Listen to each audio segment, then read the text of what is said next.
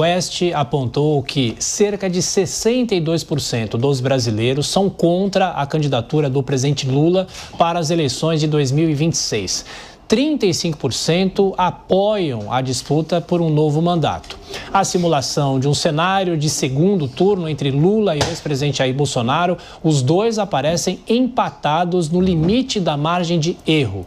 Lula soma 44% das intenções de voto, enquanto Jair Bolsonaro tem 40% dessas intenções. E diante de toda a movimentação dos últimos dias, com diversos políticos se mostrando interessados em disputar a presidência ou governos em 2026, o presidente declarou ontem a senadores da base aliada que pretende disputar a reeleição no ano que vem, inclusive se dedicando à saúde física para estar pronto para a campanha presidencial. Bom, essa é uma discussão, claro, estamos avançando já em 2026, o vice-presidente da República, Geraldo Alckmin, diz ou costuma dizer que os políticos e os jornalistas são muito ansiosos, né, para já pensar na eleição sempre seguinte, mas de uma certa maneira essa é a pesquisa que se coloca. Agora, começo aqui pela Mônica, o que chama atenção, por mais que haja essa rejeição ao governo, ao presidente Lula, na urna, né, a gente tem esse empate técnico com Jair Bolsonaro e nas outras simulações ele vence. É possível explicar num momento como esse, sendo que pesquisa é fotografia do momento? Eu não consigo nem explicar por que a gente continua falando de Lula e Bolsonaro como os nomes a serem em disputa. Sinceramente, eu tenho a impressão, às vezes, que eu caí num buraco do espaço-tempo. Até quando eu vejo o Trump fazendo lá políticas protecionistas, realmente talvez nós estejamos andando para trás no tempo. Por que o Brasil não consegue achar novos líderes, pessoas que vão resolver? Esses dois nomes já tiveram mandato, nenhum dos dois resolveu. Um deles teve até mais de um mandato. Por que a gente insiste nesses dois nomes? Eu não me conformo. E aí, olhando essa pesquisa, tem algumas coisas muito interessantes. Você vê o grupo, por exemplo, de homens brancos, jovens, com nível muito alto de educação, que antigamente eram os maiores apoiadores de Lula, hoje são os seus maiores detratores, são os que mais o rejeitam. Então, essa guinada aí nas opiniões das pessoas é algo muito interessante de ver. E, principalmente, o que a gente percebe, o eleitor brasileiro continua votando com a emoção. Aparecem processos, aparecem condenações para ambos os lados, tá? Não estou falando de um só. As pessoas continuam votando em quem elas gostam. E aí, um recado para o agora declarado futuro candidato Lula. Ele continua falando de saúde, fez um vídeo na esteira esses dias para mostrar que está com saúde, que está firme, que está saudável. Eu, primeiro, me preocupo. Quando alguém fica falando muito, eu tenho saúde, eu tenho saúde, eu tenho saúde, eu fico achando, será que ele está querendo que a gente não veja algum problema de saúde? E segundo, não basta ter saúde, tem que ter saúde política e tem que ter a confiança do povo. Eu me pergunto se essa saúde ele vai ter. Ô Maria, queria te perguntar, claro, se você concorda com a análise da Mônica, mas eu vou além um pouco, né? Todo dia a gente, quando faz essas apresentações de pesquisas, falando em 2026, e claro, os institutos colocam o ex-presidente Jair Bolsonaro, mas ele está inelegível. A própria Dora Kramer, que trabalha no Jornal Jovem Pan, que a gente faz sempre, ela mesma fala, olha, não adianta fazer uma análise como essa, porque não é o cenário, não vai ser o cenário até que me prove o contrário. Você concorda? Olha, eu respeitosamente discordo da Dora Kramer, porque eu acho que no Brasil e na política brasileira tudo é possível. Então, pois é, a gente não sabe. Um já foi inelegível, voltou a ser elegível, eu acho que no Brasil tudo é possível. Mas o que eu queria falar sobre essa pesquisa Quest é interessante, né? Porque o Lula se encontra no seu pior momento político, a sua pior crise, é a primeira vez que ele tem uma reprovação acima de 50%, então deve estar bastante preocupante lá no Planalto. E um ponto que a Mônica trouxe caiu a aprovação entre os jovens e lembrando que caiu também a aprovação entre as mulheres, que é um eleitorado forte da esquerda, é um eleitorado forte do petismo, então é importante mencionar que o Lula vem perdendo apoio com a sua base. E o que eu queria dizer é, trazendo um cenário eleitoral mais amplo aqui, eu acredito muito, já falei isso em outros lugares, até escrevi um artigo sobre isso, que a gente corre muito risco de ter um efeito Biden aqui em 2026. Porque, veja, Lula é uma figura que também está com a questão de saúde, questão de idade e tudo mais. E o Biden passava por isso lá nos Estados Unidos em 24. Temos um problema de, a economia está aos trancos e barrancos, mas o nosso principal problema são os preços, que foi o calcanhar de Aquiles da gestão Biden e que não soube vender isso eleitoralmente. Então, o governo Lula está numa saia justa, porque não tem um programa inovador neste governo. Ele está tentando lançar agora o Brasil para os brasileiros. Vamos ver como é que isso vai ficar, se vai conseguir ter um legado até 2026. E está com essa questão dos preços da inflação, preços dos alimentos. Não tem como não ir no mercado sem ter um ataque cardíaco, não é? Então, é complicado mesmo. Então, mas, por último, falo aqui. Acho que tem tudo isso contra o Lula e tudo mais, mas a gente vê que ele ainda que está na frente nas pesquisas quando é o segundo turno, porque justamente por não ter um nome que pulveriza a esquerda toda se concentra nele. E isso pode sim ser um fator positivo nas eleições de 2026, já que a direita está muito pulverizada e fica no disse-me disse quem vai ser o candidato.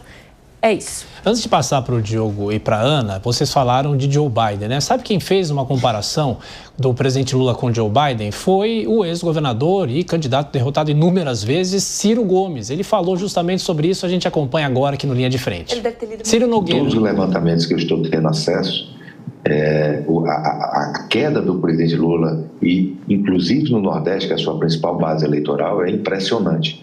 E o desgaste da sua imagem, eu acho que começou um efeito um pouco parecido que aconteceu com o presidente Biden nos Estados Unidos. As pessoas não estão vendo, eu vi isso nas pesquisas, mais capacidade de liderança do presidente Lula de enfrentar o momento do país. E isso só tende a agravar, eu acho que é um processo irreversível. A queda de popularidade, você vê que a maior parte da população não quer que ele seja mais nem candidato. Bom, não é Ciro Gomes, é Ciro Nogueira, o senador que preside o Progressistas. Diga, Diogo. O que me espanta mais ainda é a gente estar discutindo se o Lula pode concorrer a um quarto mandato, mas sem discutir esse assunto em si, e sim se ele vai se eleger ou não. Numa democracia minimamente razoável, não é sensato você pensar num presidente 4 vezes, 2 seguidas e mais 2 seguidas, porque por melhor que ele seja, ele vai indicar ministros no Supremo, diretores de agências reguladoras, um monte de cargos em estatais. Isso cria um vício, cria o personalismo, é muito ruim. Eu não entendo porque que nenhum dos 594 parlamentares fala nada a respeito. Cadê um projeto de lei para estabelecer um limite de 2 vezes para presidente, consecutivas ou não?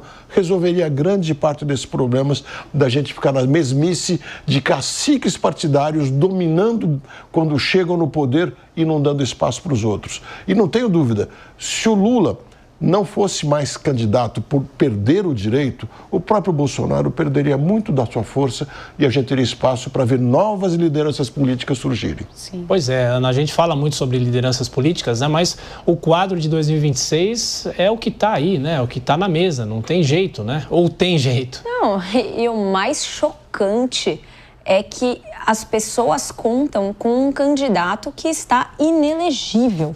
Isso, para mim, é absurdo, porque significa o total fracasso das nossas instituições e a insegurança jurídica que tem o nosso país hoje em dia. Veja, a Maria trouxe aqui.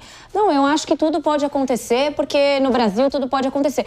A gente não pode ser o país em que tudo pode acontecer. Eu não estou aqui discutindo o mérito da decisão de inelegibilidade, não é isso. Mas se existe uma decisão que deveria ter passado por todo um contraditório, por ampla defesa, para ter um julgamento justo por um juiz natural, a gente não tem que estar aqui conjecturando se isso vai mudar. A gente tem que aceitar isso como uma premissa fundamental e eu tenho certeza que se isso acontecesse, a direita ia conseguir se organizar de uma maneira muito mais eficiente. Se desde já fosse considerado que o ex-presidente Jair Bolsonaro não vai poder se candidatar. Só que o que me choca, e acho que é porque eu sou advogada, não sei, é como as pessoas não levam a sério uma decisão judicial. E elas dizem, pode ser que mude.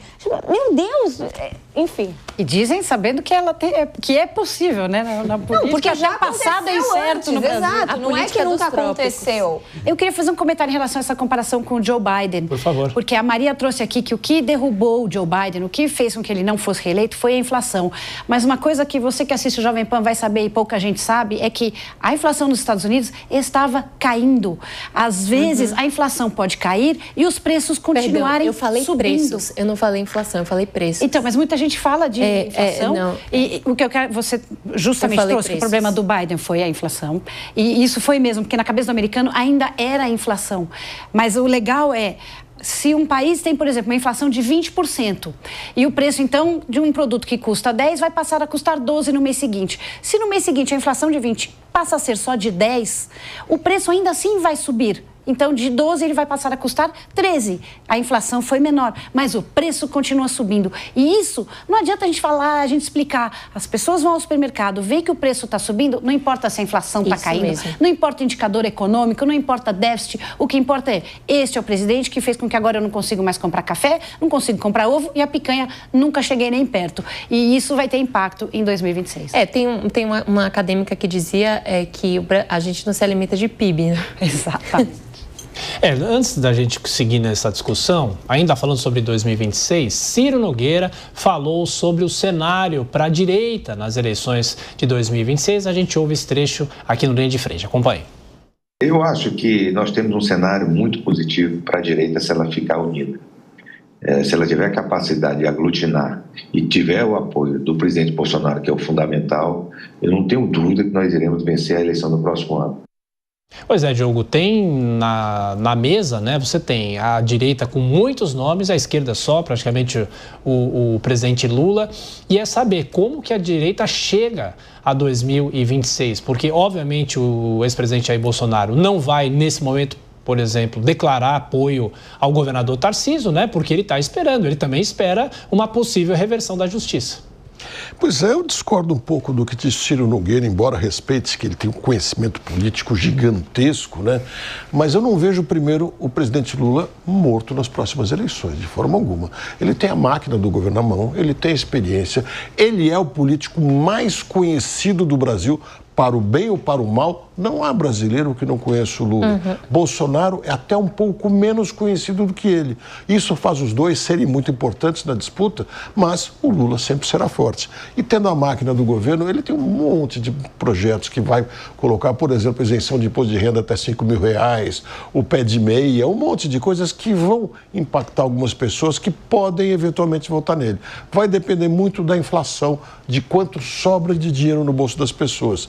Então, outra coisa que eu acho também importante, essa história da direita se unir agora, não sei se é importante. A gente tem 2 turnos nas eleições. Se forem 3, 4 candidatos de um grupo ou de outro, eu duvido que o Lula leve no primeiro turno. Ele vai ter seus 25, 30, 35, 40% de votos e vai para o segundo turno com aquele que for mais votado, muito provavelmente da direita. Sim. E aí sim é a hora da direita se unir. Então não tem sentido agora querer cortar asas de alguns que estão crescendo, se mostrando. Por mim, eu queria ver 5, 6 pré-candidatos para a gente poder, com o longo do tempo, escolher os 2, 3 melhores e daí eles fossem para as eleições. Ô, Mônica, só lembrando que amanhã, sexta-feira, tem o anúncio do governador de Goiás, Ronaldo Caiado, né? Como pré-candidato. Ele tem aquele problema... Outro inelegível, né? Inelegível, mas... É um pequeno problema, mas tudo é possível nos trópicos. Virou detalhe, virou Mas detalhe. você viu quem que tá falando que quer se candidatar? O Rodrigo de Sorocaba, Rodrigo Mann. Prefeito de Sorocaba. Ele falou que ele disse que se o Tarcísio se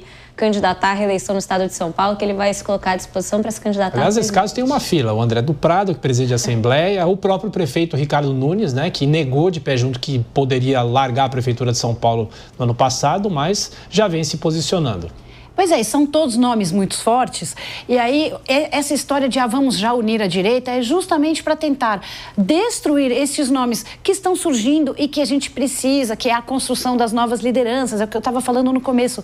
Mas essa conversa de ter que unir todo mundo já no primeiro turno, isso é muito perigoso. O sistema de 2 turnos no Brasil parece que não funciona. Não sei se as pessoas não entendem, porque aí fica aquela coisa, quando está chegando perto, vamos olhar as pesquisas, e aí aquela história de voto útil. Não, vou votar nele, porque senão o outro vai levar no primeiro turno. Nós estamos destruindo o sistema de 2 turnos que existe exatamente para que a sociedade possa dizer o seguinte: olha, o projeto que eu quero para o meu país ou para a minha cidade é o desta pessoa aqui. No primeiro turno eu vou votar nesta pessoa para sinalizar que este é um projeto que merece força política, que merece apoio de outros e que, portanto, existe uma porção da sociedade que apoia estas ideias. No segundo turno, aí sim, unem-se os blocos para decidir quem vai ter a caneta.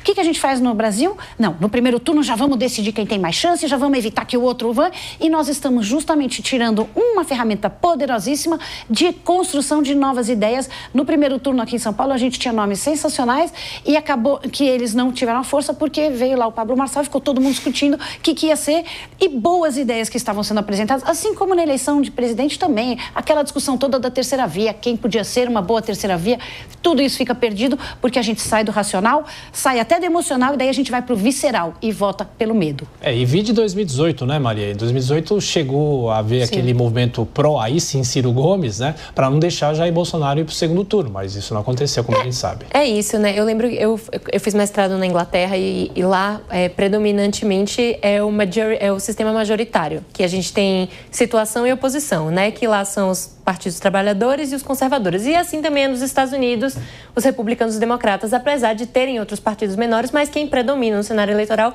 são esses dois grandes partidos, mais à direita e mais à esquerda. E aqui eles me perguntavam, meus colegas que eram britânicos me perguntavam, meu Deus, mas como é esse sistema de representatividade proporcional? Que é o nosso sistema aqui, que a gente tem vários partidos, todo esse número enorme de partidos e alternativas políticas. Isso é excelente. Realmente porque, assim, traz novas ideias, novos candidatos, novas propostas, as pessoas se sentem representadas com seu viés político. Isso é legal, isso é bacana. Mas, no fundo, a gente sabe, né, que o debate, ele está sempre, continua a Guerra Fria, esquerda versus direita. E é, sim, importante para a direita conseguir consolidar uma candidatura que consiga, de fato, unir para ela ficar competitiva assim. Então, eu acho que legal, lindo, cada um querendo aparecer no holofote, massa, mas, no final das contas, o que prevalece é o segundo turno, né, gente?